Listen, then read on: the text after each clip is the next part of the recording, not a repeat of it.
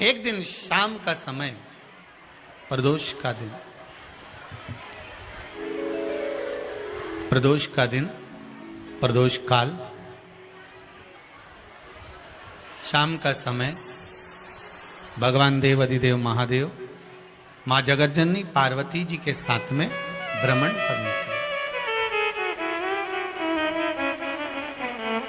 देखिए,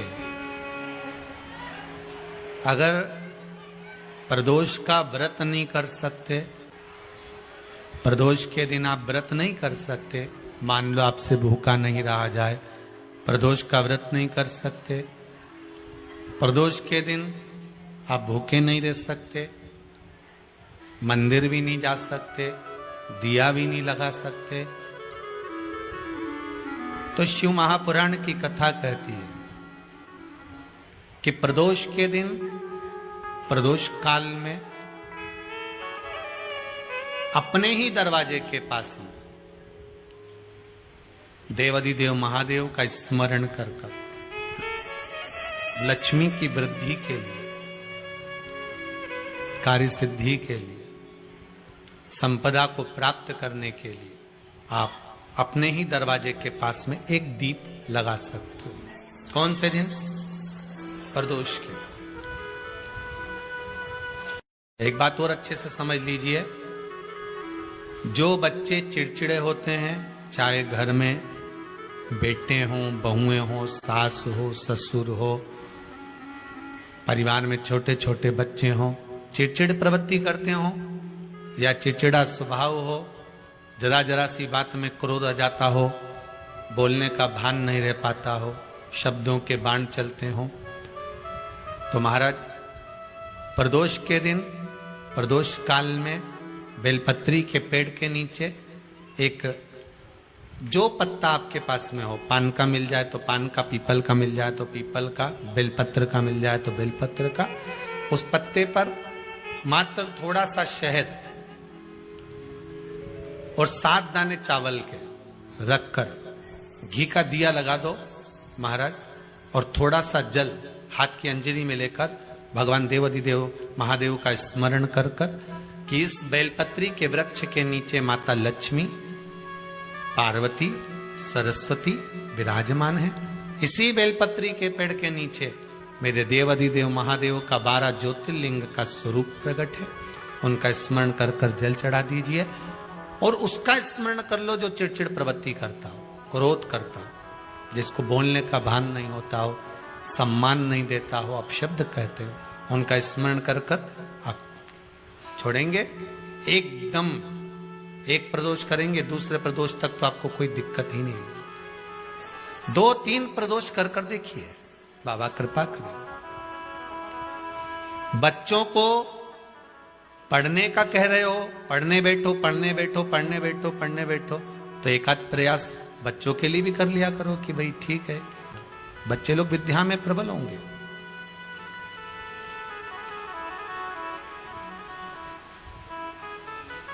शिव उपासना का जो फल है वह 1000 गुना। पहले भी कथा में कहा, आज फिर कहते हैं, शिव मंदिर में जल बाद में चढ़ाना, शंकर के मंदिर में जाकर पंचामृत स्नान बाद में कराना, शंकर जी के मंदिर में जाकर पूजन बाद में करना, पहले थाली एक और रखकर शिव मंदिर में झाड़ू, पोछा या जो बेलपत्री, निर्माल्य जो भी रखा हो, उतरा हुआ सामान, उसको भरकर कहीं एक और जहां मंदिर वाले रखते हो वहां ले जाकर रख दो, झाड़ू पोछा एक बार जरूर।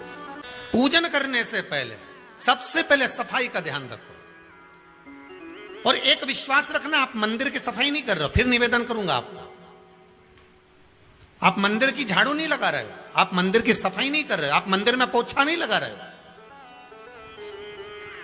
जितना हाथ आप मंदिर में फेर रहे हो सफाई के लिए, उतना आपके जीवन में जितना दुख है, जितनी तकलीफ है, जितना कष्ट है, जितनी बीमारी है, उस पर हाथ फेर रहे हो, मंदिर में नहीं फेर रहे हो। नहीं तो सारी दुनिया में जितने मंदिर हैं, सारे मंदिरों में ट्रस्टियों ने कुछ ना कुछ लगा के रखा है। स्वीपर आता है, साफ करके जाता है, ये आएगा सफाई कर जाएगा, पंडित जी होंगे तो बुआरी लगा देंगे, पंडित जी होंगे सफाई कर देंगे। उन्होंने तो पंडित जी को बोल के रखा कि साफ कर दो, पंडित जी करते भी हैं, पर पहला फर्ज आपका है कि आप मंदिर में आए हो तो पहले आप सफाई करो। क्यों? क्योंकि हम उसका द्वार साफ रखें। आज के समय में तो एक नियम हो गया साहब कि मंदिर में जाते हो तो मंदिर के दरवाजे पर चप्पल उतार के जाते हो, नहीं तो शास्त्र रीति तो यह कहती है कि मंदिर में भगवान सामने बैठा है तो उसके सामने चप्पल भी नहीं उतरना चाहिए। तो कई लोग कहते हैं मंदिर के अंदर थोड़ी ना उतार, हम तो जीने से भी बाहर, एकदम गेट के बाहर वहां उतार, पर सामने तो है ना, सम्मुख में तो है। तुम्हारे यहां अगर 4 लोग दिवाली मिलने आते हैं ना तो तुमने चप्पल रखने का भी स्टैंड बनाकर रखा है, साइड में उतारिए, दहली पर मत उतार देना, थोड़ा साइड में उतारो। सामने से सब आते जाते रहते हैं, सामने उतारो, सम्मुख में क्यों उतार रहे हो?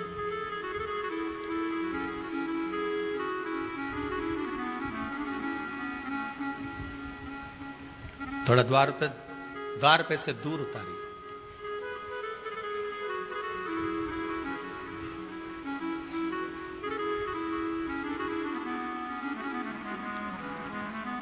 अभी तो कुबेरेश्वर धाम में काम चल रहा है, आप लोग जो दान दे रहे हो, आपके दिए हुए दान से निर्माण चल रहा है। अभी तो आप पहनकर जूता चप्पल भी अंदर आ जाते हो, भले दूसरे मंदिरों में चप्पल पहनकर हमने देखा है, आधिकाधिक मंदिरों में, ब्रजभूमि पर भी बहुत मंदिरों में लोग अंदर जूता पहनकर चले जाते हैं, पर जब तक बाबा नहीं बैठा तब तक तो आप पहनकर आ रहे हो। जिस दिन बाबा कुबेरेश्वर धाम में आकर बैठ गया उसके बाद वो दोनों गेट पर चप्पल बाहर ही रहेगी। आओ आप, कंकर से शंकर, शंकर जब शरीर से लगेगा तब सुख भोगोगे, आनंद भोगोगे, सुख की प्राप्ति। अपने द्वार पर भी कितना सुंदर लिखा है भविष्य पुराण के अंतर्गत, और विष्णु पुराण में भृगु बाबा का चरण का चिन्ह भगवान विष्णु की छाती पर रहा। भगवान विष्णु की छाती पर भृगु बाबा के चरण का चिन्ह रहा।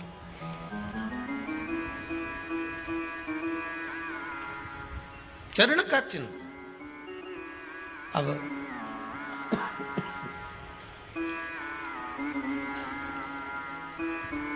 भविष्य पुराण में लिखा है कि अगर हम मंदिर के द्वार पर, घर के चौखट के एकदम सामने चप्पल उतार देते हैं, 7 बार दिन भर में से, कितनी बार? 7 बार विष्णु पुराण कहती है ऐसा कोई दिन नहीं होता जिस दिन दरवाजे पर 7 बार लक्ष्मी आकर खड़ी नहीं होती हो। कल एक कथा कही थी आपको कि प्रत्येक मनुष्य के भाग्य में सुख लिखा है, केवल मंथन करना। भविष्य पुराण कहती है 7 बार लक्ष्मी प्रत्येक मनुष्य के दरवाजे पर जाकर खड़ी होती है, पर द्वार पर चप्पल पड़ी होने के कारणवश वो लौट कर चली जाती है। बहुत ध्यान दीजिएगा महाराज, थोड़ा सा आपको बुरा लगेगा और लग जाए, और शिव पुराण है, जीवन संवार देगी तो अच्छी बात है, जीवन संवार दे तो अच्छी बात है। मंदिर के द्वार पर हम जब चप्पल छोड़ते हैं, जिस मंदिर की चौखट पर चप्पल छोड़ी है, आप जितनी देर आराधना में लगे रहते हैं उतनी देर तक आपकी चप्पल पर जितने लोग लांग कर जाते हैं, जितने लोग लांग कर प्रवेश करते हैं, उसका भी दुख आपके भाग्य में आता चले जाता है। ध्यान दीजिएगा जरा। चप्पल का भविष्य पुराण में पढ़िएगा कवि की पादुका का महत्व क्या है, पादुका किस ओर उतारना चाहिए, पादुका को कहां रखना चाहिए, किस जगह पर बुआरी झाड़ू को रखना चाहिए, किस जगह पर चलनी को रखना चाहिए, सुई उस सुई को जिस हाल में सब बैठते हैं उस हाल में क्यों रखा जाता है? सुई तो इतनी सी है, पर जिस हाल में सब बैठते हैं उस हाल में ना तो झाड़ू रखते हैं, उस हाल में ना चलनी रखते हैं। भैया क्यों नहीं रखते?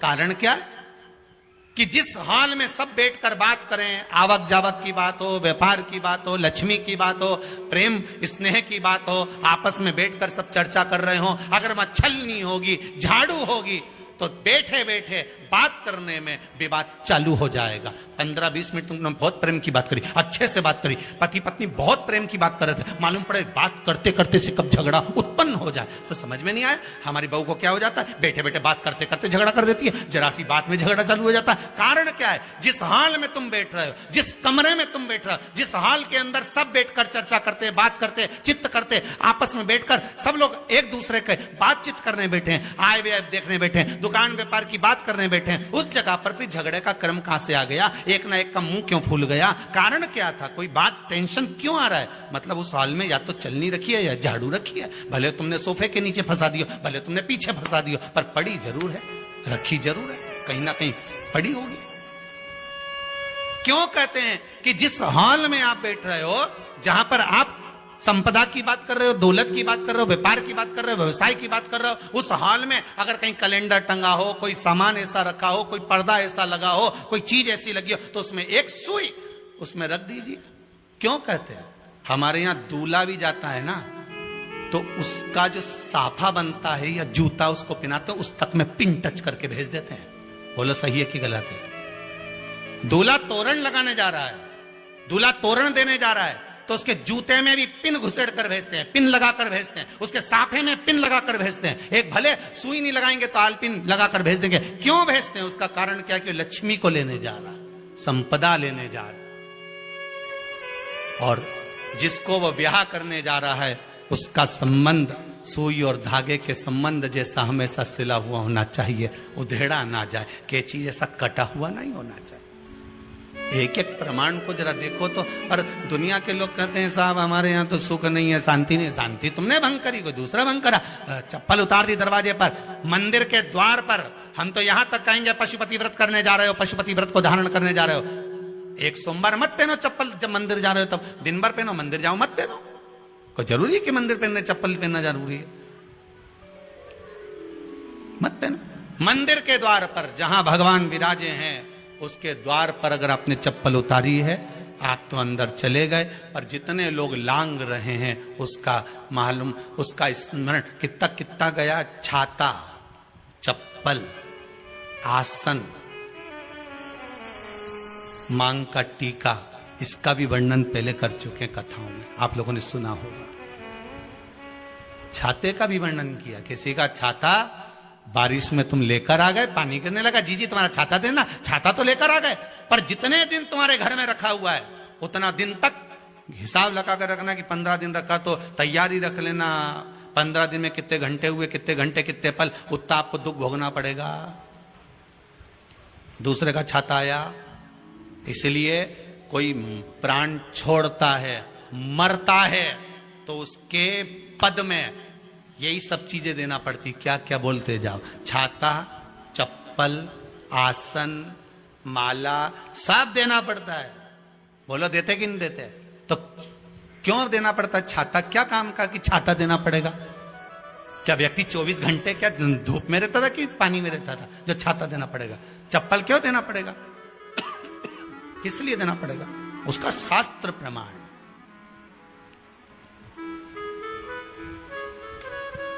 जरा सा राजा परीक्षित ने जरासंध के मुकुट को सिर पे पहन लिया था और बुद्धि बदल गई थी।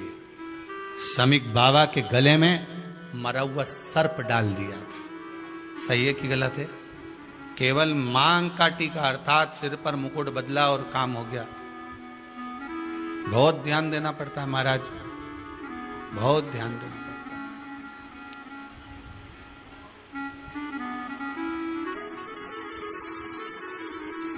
तुम्हारी चप्पल कोई ले गया, तुम रो रही, किसी ने पूछा क्या हो गया? मेरी चप्पल कोई ले गया था, फिर मैं दूसरे की ले गई। तुम्हारी कोई दूसरा ले गया, तुम दूसरे की ले गई।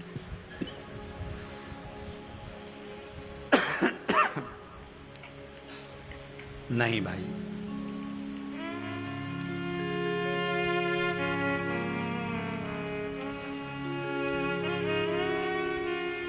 उसको प्राप्त करने के बहुत तरीके हैं।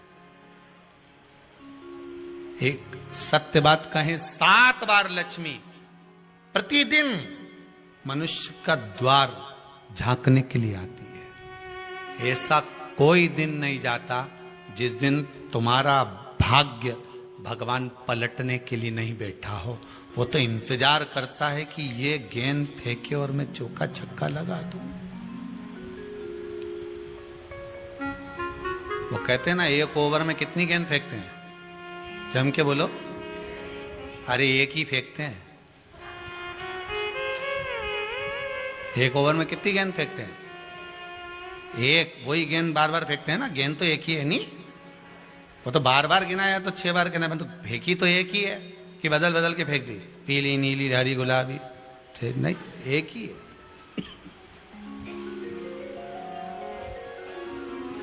बदल बदल कर आया, गेंद 1 ही थी, फिर फेंका कि ये तो वाइट निकल, फिर फेंकी, गेंद वही है, गिनती में 6 जा रही है। 1 साल निकल गया, 1 दिन निकल गया, फिर गेंद फेंकी। अरे साहब 1 भी रन नहीं बना, फिर फेंकी, अभी भी नहीं बना, फिर फेंकी तो क्या बाउंड्री तक तो पहुंच गई है। अब की बार जो फेंकी तो क्या ऊपर से निकल गई, सीधे 6 पे पहुंच गई। भगवान भी ये कहता है, 1 ही गेंद है, 6 बार फेंकी है। शास्त्र कहता है 7 बार दरवाजे पर लक्ष्मी आती है, मौका देखती है कि कब मौका मिले मैं इसके घर में प्रवेश कर जाऊं। पर कभी कभी ये निंदा करती दिखती है, कभी बहू की चुगली करती दिखती है, कभी टीवी में मन लगाए दिखती है, कभी सुई धागा लेके बैठी मिलती है, कभी झाड़ू लगाती फिरती है, कभी दरवाजे पे चप्पल खुली मिल जाती है, कभी कुछ मिल जाता है। मैं बार